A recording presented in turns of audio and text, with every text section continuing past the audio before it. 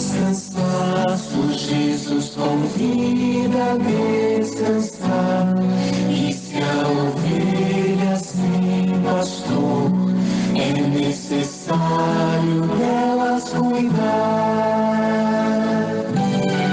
Dai-lhes vós mesmos de comer o meu corpo que se faz pão. Diz Jesus a seus amigos, partilhar é vocação, partilhar é vocação. E se a hora vai adiantada e despedir-se faz tentação, a nossa fé seja mais forte para servir nossos irmãos. Dai-lhes vós mesmos de comer o meu corpo que se faz pão. Diz Jesus a seus amigos, partilhar é vocação.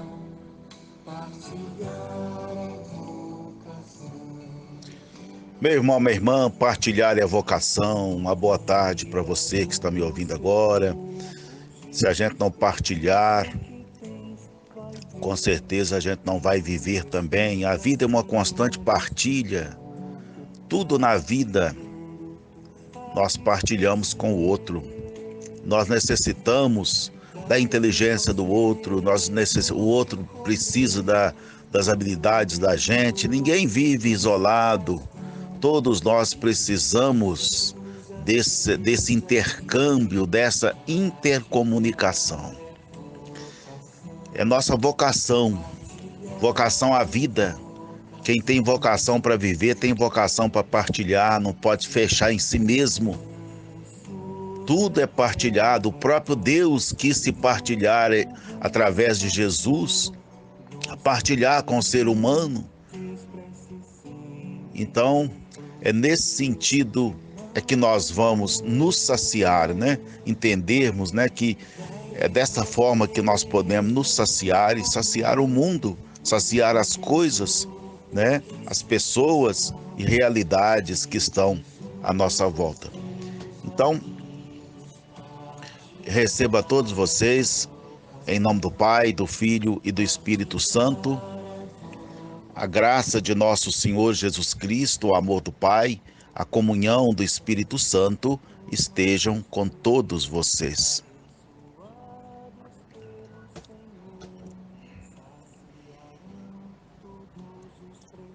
Vamos então abrir os nossos corações, a nossa realidade mais íntima, para acolher essa palavra, mas acolher mesmo.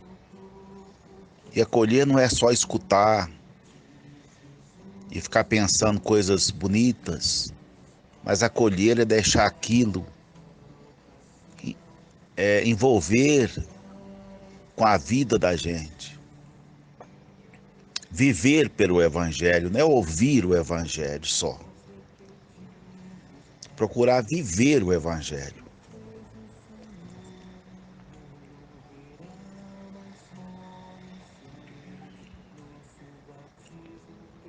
Vamos então ao texto de hoje.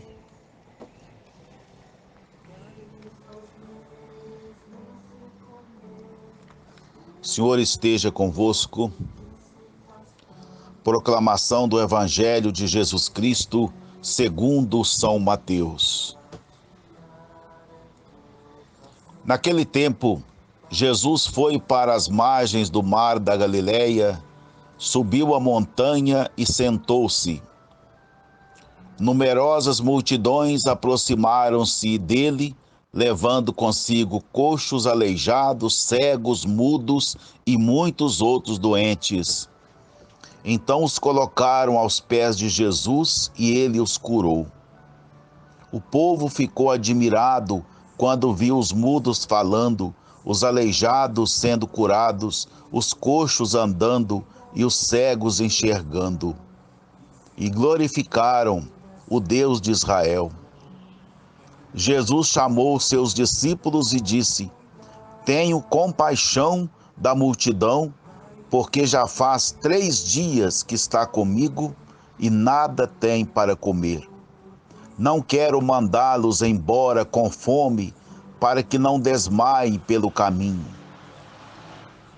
Os discípulos disseram: Onde vamos comprar pão?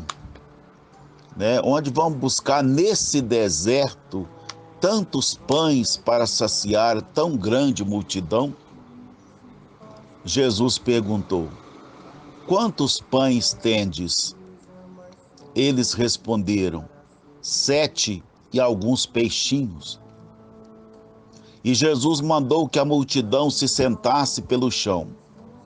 Depois pegou os 7 pães e os peixes, deu graças, partiu-os e os dava aos discípulos, e os discípulos às multidões. Todos comeram e ficaram satisfeitos, e encheram 7 cestos com os pedaços que sobraram. Palavra da salvação.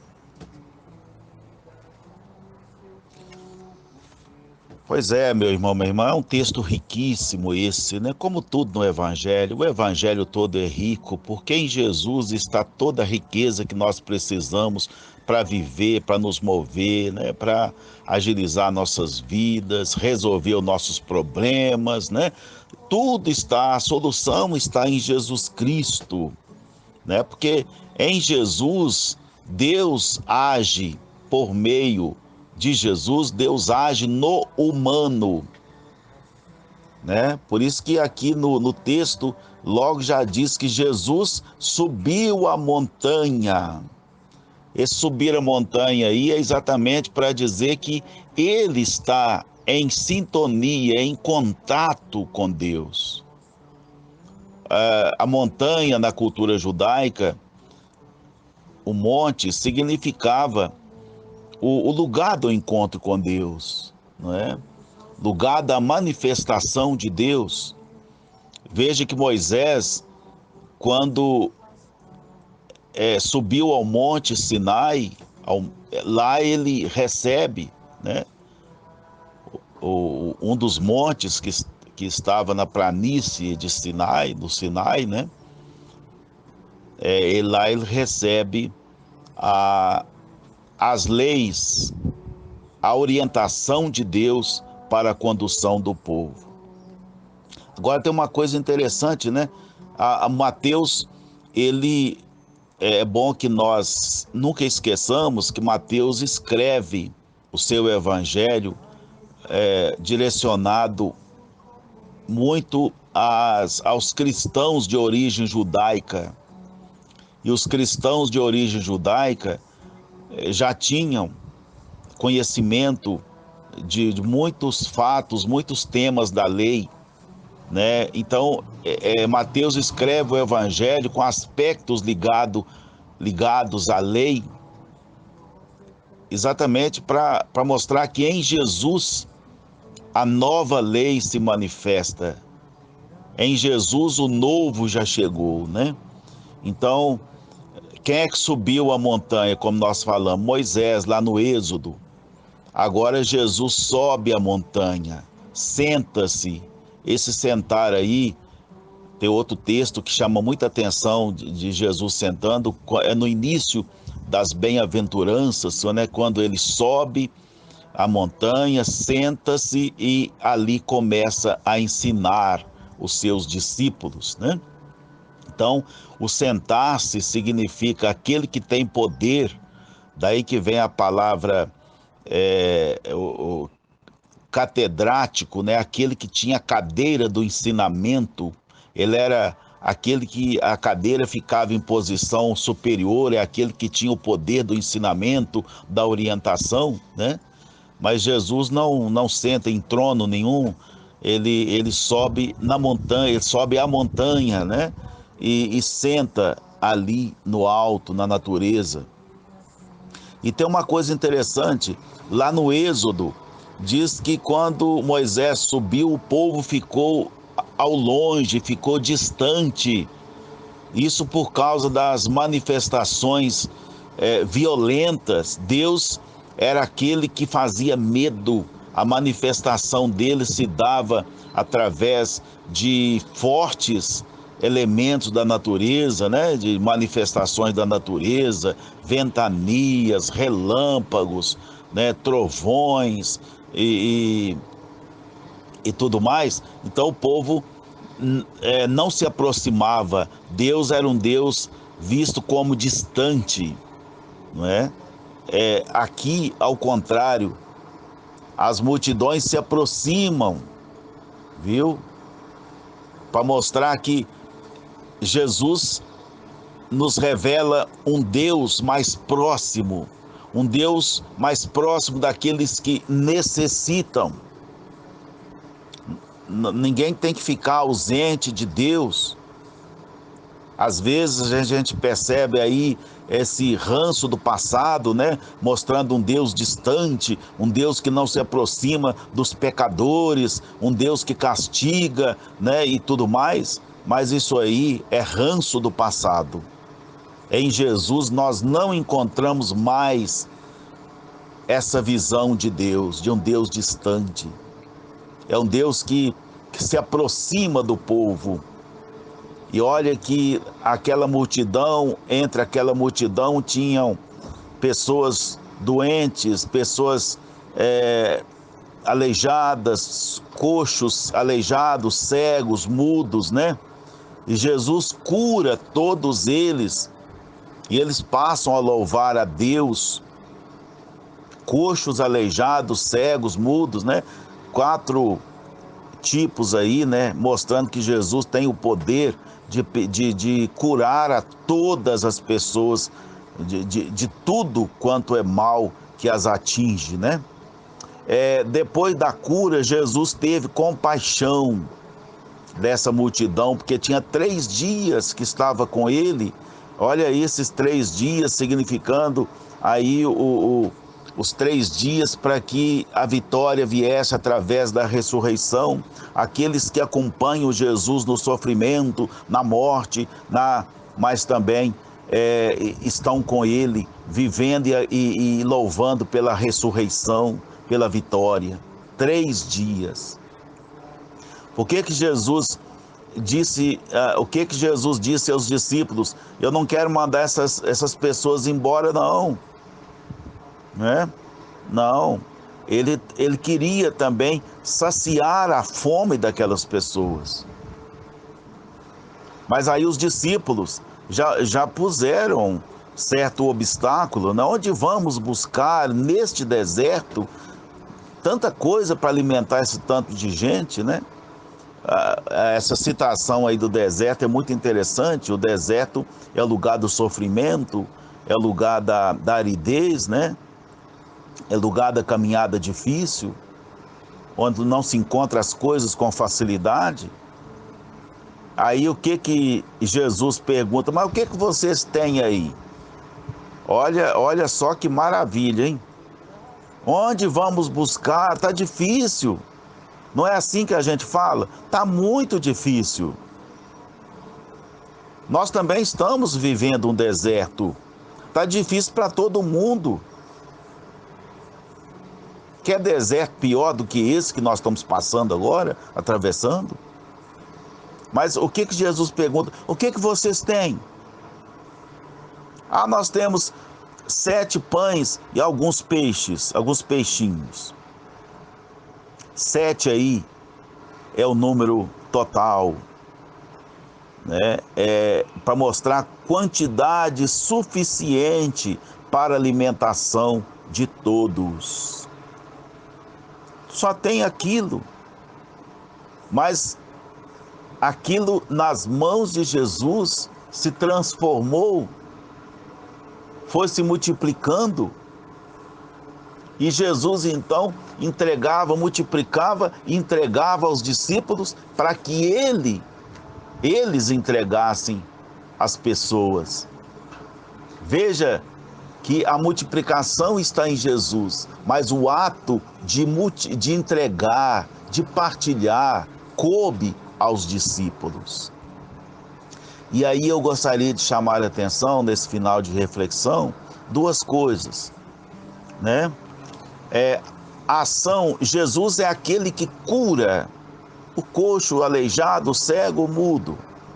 Ou seja, nós falamos, é aquele que tem poder de curar todos.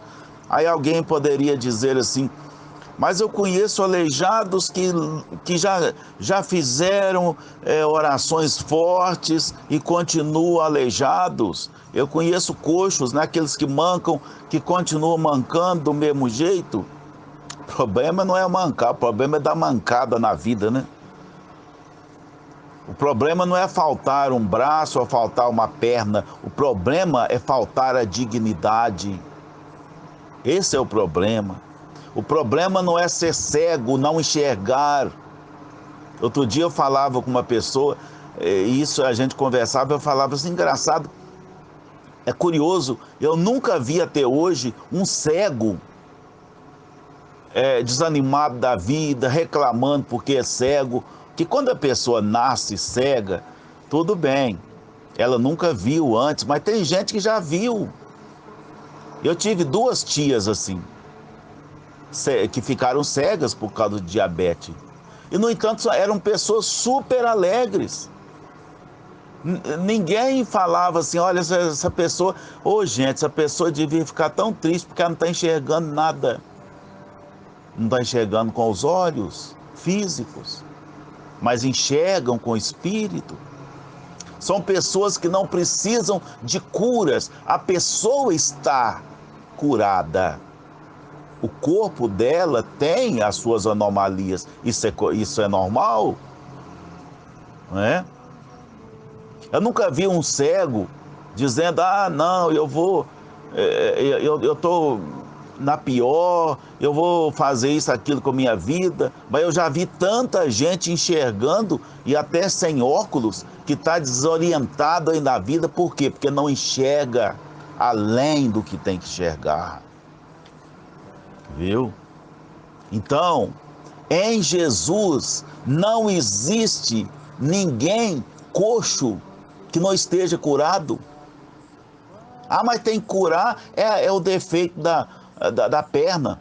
E se curasse o defeito da perna e não curasse o defeito da pessoa? Ia adiantar alguma coisa? O importante é a pessoa estar curada. Se ela é feia, se ela é bonita, se ela anda assim ou assado, isso é outro problema. E mais ainda, uma pessoa que se aceita como ela é curada. Primeiro sinal de cura é aceitar o que é, sabe? Não, eu sou assim, eu tenho minhas fraquezas. Não é aquelas pessoas que sempre dizem, não, quem errou foi o outro. Não enxerga, né? Não se enxerga. Eu já vi isso, né? Pessoa falando assim, fulano, se enxerga, mas não se enxerga. Ela está sempre jogando culpa no outro, enxergando os erros no outro, mas ela não enxerga em si próprio. A pessoa que se enxerga e se aceita, porque não tem outro jeito, né, para a gente mudar a pessoa da gente, a não ser enxergar. Eu vou mudar o outro? Não tem como, cada um muda a si próprio. Eu posso ajudar o outro, mas se o outro não quiser acolher também, não vai adiantar nada. Entende? Então, não é o problema físico que é problema, é o problema da pessoa. Como ela vive com aquela anomalia física. Como uma pessoa aleijada, gente, eu já vejo tanta gente em cadeira de roda que faz tudo. E mais ainda, muito mais do que muita gente que anda perfeitamente para baixo e para cima. Pessoas, os aleijados curados, cegos curados, acabei de dizer aí, mudos curados. Sabe, não falam, mas falam de diversas maneiras. Não precisam da fala para comunicar-se. Maravilha! Em Jesus, olha, quando eu estou com Jesus na minha vida, quando eu faço uma ligação profunda com Jesus, eu me sinto curado. Não importa os meus defeitos físicos, minhas anomalias, eu estou curado como pessoa e ser curado como pessoa é a grande maravilha, viu? E nós que comungamos Jesus, hein? E nós que nos alimentamos de Jesus, será que nós estamos curados? Eu sempre falo uma coisa, é muito fácil ficar falando tanta coisinha bonitinha aí no Facebook, né? Nossa Senhora, fala um tanto de coisa, um tanto de mensagem, nhenhenhé. Não, isso não vale de nada. Eu não sou de ficar postando nada, mostrar que eu estou para cima, não. Eu tenho que viver isso aí. Eu não tenho que mostrar para os outros que eu estou para cima, não.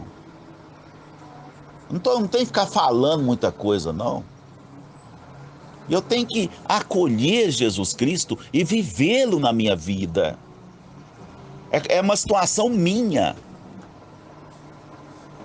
E aí, quando eu estou cheio de Jesus, eu vou transbordar esse Jesus, nem só através de palavra. Não precisa de palavra nenhuma, não. Eu vou transbordá-lo nos meus jeitos de ser, meu jeito de relacionar, nas minhas responsabilidades. É nisso que nós temos que mostrar que nós estamos em sintonia com Jesus. O texto aí termina, né, com essa partilha dos pães e dos peixes. Olha, a música que nós colocamos aí como fundo, dizendo que nossa vocação é partilhar. Na Eucaristia, quando nós comungamos Jesus, nós comungamos o quê? É Jesus partilhando-se conosco. E ele partilhou, ele deu a sua vida, ele partilhou a sua vida conosco, né? Então ele quer nos saciar. Quando nós também somos capazes de partilhar uns com os outros, naquilo que nós temos. Pode não ter dinheiro, pode não ter muita coisa, mas tem o jeito de ser, o jeito de agir. Tem esse ser para cima, esse ser que partilha só de conversar com alguém, partilha só de relacionar com alguém, viu? Então, gente, vamos estar no monte com Jesus. Não adianta ficar lá na depressão, lá embaixo do buraco e ficar falando de Jesus. Isso aí não adianta nada e eu vou continuar dizendo isso. Não adianta. Para estar com Jesus, se sentir curado e partilhar com o outro, e para saciar a vida do outro, com o pouco que tem, não importa, é preciso subir ao monte, ter esse contato com o monte, com o lugar elevado, subir para o lugar elevado, não ficar lá no buraco e falando e louvando e dando testemunho de Jesus.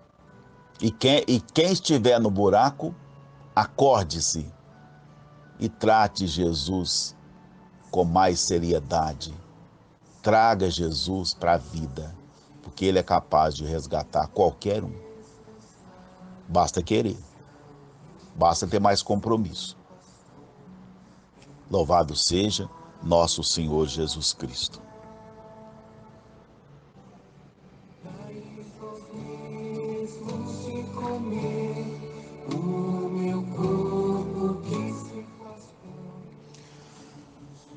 Vamos pensar um pouquinho nisso.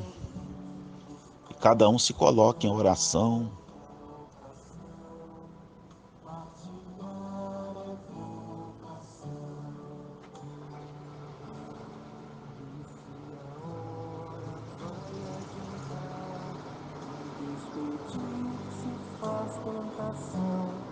A nossa fé seja mais forte para seguir nossos irmãos.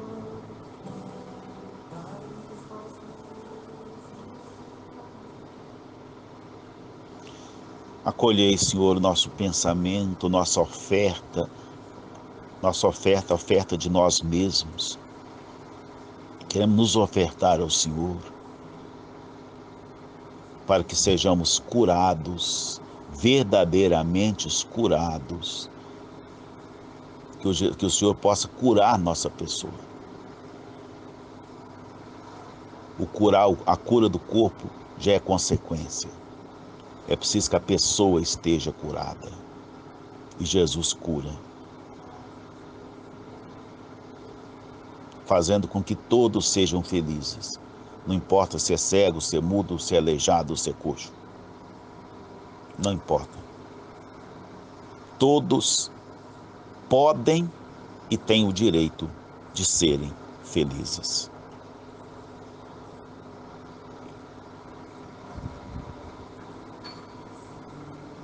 Isso vos pedimos por Jesus Cristo, vosso Filho, na unidade do Espírito Santo.